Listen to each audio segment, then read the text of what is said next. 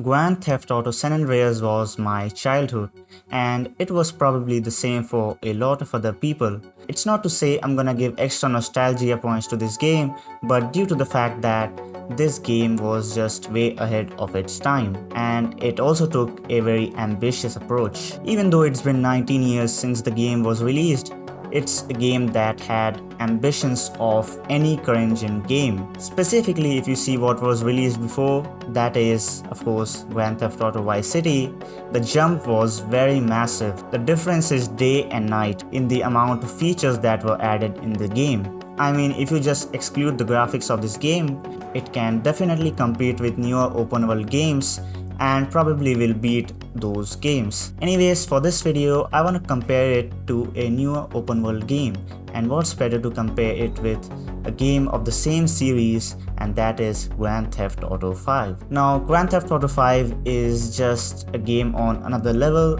Well, if you remove the online part, of course, I don't have a good history with it. But anyways, this game is also a decade old, and that's the last GTA game we had. It's been a long time, guys. But anyways, let's start to kind of see some things which are there in Grand Theft Auto San Andreas, which are not as good or inexistent in Grand Theft Auto 5. Let's start with the first difference, and that is the map. And map is one of the most important things in any open world game, Now the map was very big for its time. If you saw previous games, for example, Grand Theft Auto Vice City, Grand Theft Auto 3, the maps were literally nothing compared to Grand Theft Auto San Andreas. As you can see, like how much of a massive jump even the size was. There's 3 different cities in this game that are Los Santos, San Fierro, and Las Vegas. Till now, there has not been a single game which has 3 different cities, and that's a very big thing about Grand Theft Auto San Andreas. It had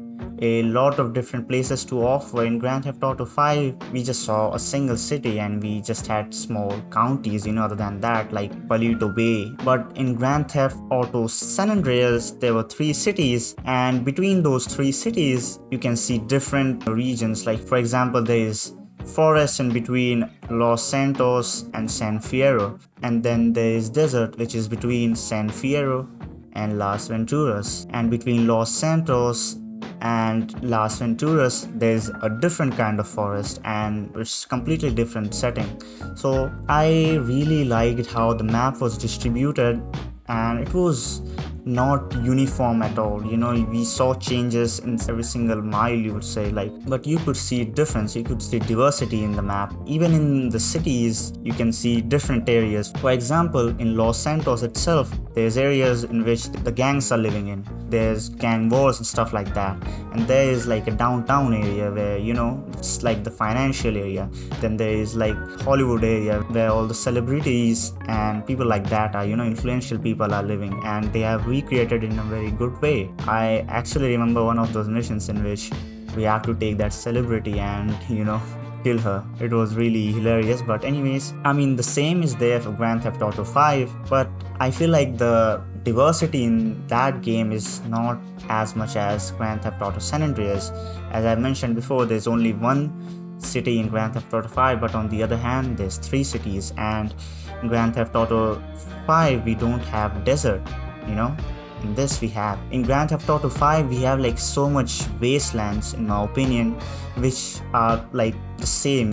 2/3 of the map is basically the same, like the area which is above Los Santos. I feel like I actually did not enjoy that, areas. I just didn't find it that interesting to roam around, you know what I mean? In Grand Theft Auto San Andreas, I actually found it really interesting to visit every single place, and it felt really interesting in my opinion. Also, there's multiple airports which you can see in Grand Theft Auto San Andreas, and of course in every single city, plus there's one in the desert as well where we acquire the flying license. There's like 4 airports, and we can travel from one airport to the other how we do in real life.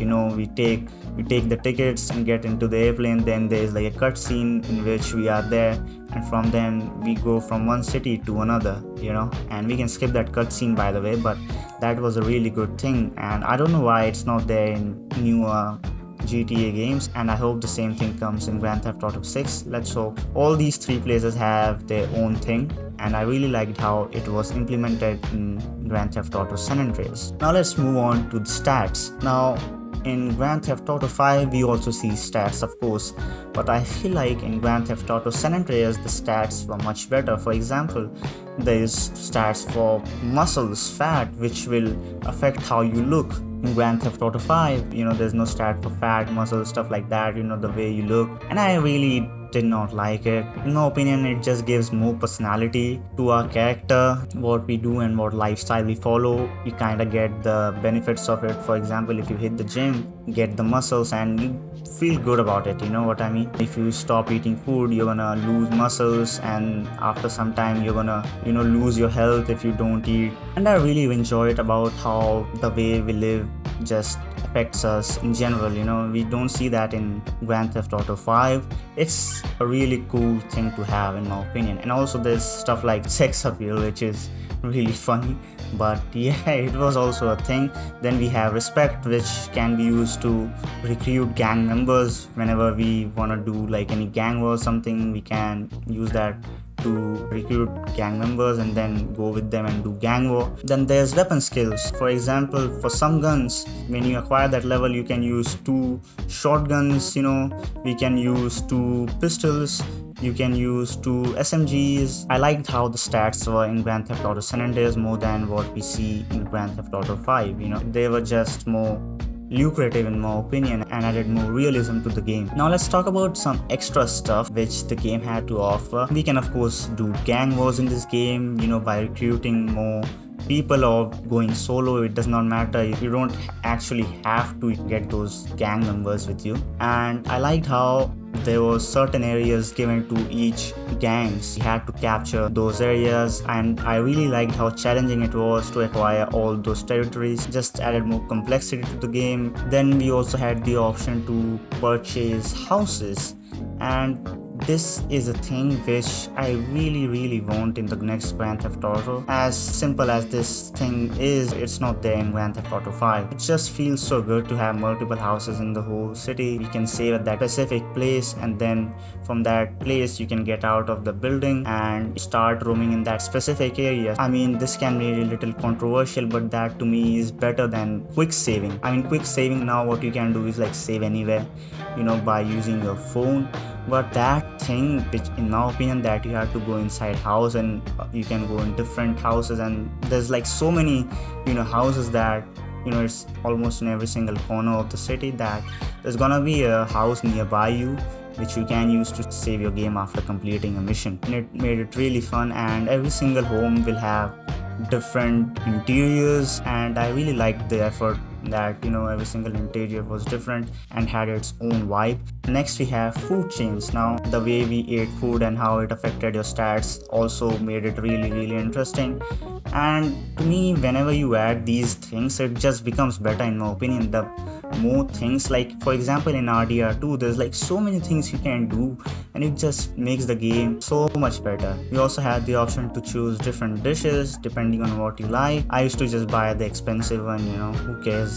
I also like the clothing. Now in Grand Theft Auto 5, of course, we have 3 characters, so for making clothes for 3 different characters, it's gonna be hard. But when there is a single character, of course you can have more variety, and there were so many shops. There was Suburban, there was Bingo, there was Prolapse. Now a lot of these were there in Grand Theft Auto 5, but there was some missing. For example, Victims, there was Zip, there was Idea Sacks.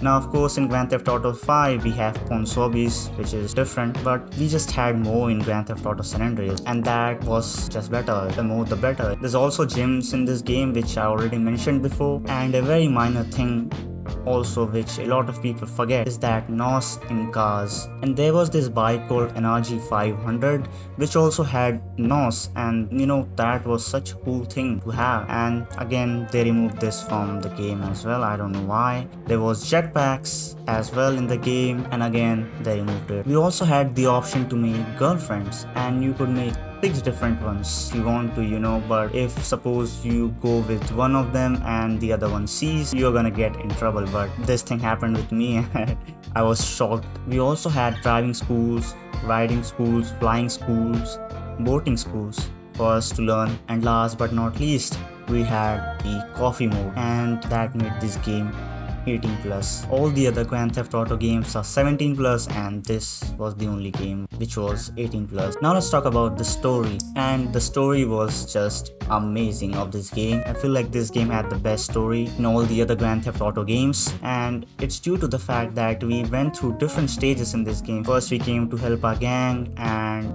kind of stabilize our gang and push Balas and Virgos out of the place, and after some time it became something different. At some point I felt like this war was just between gangs, for example Balas, Virgos and even us, Grove Street, but there were not only 3 parties in this war. There were other people who kind of made a network out of this, and it was like really big. It stretched around 3 cities, and the way the game was structured, like how we went from one city to other, and then from that city to another, and then came back from where we went outside, that was just genius in my opinion. It's the perfect way to create any game in my opinion.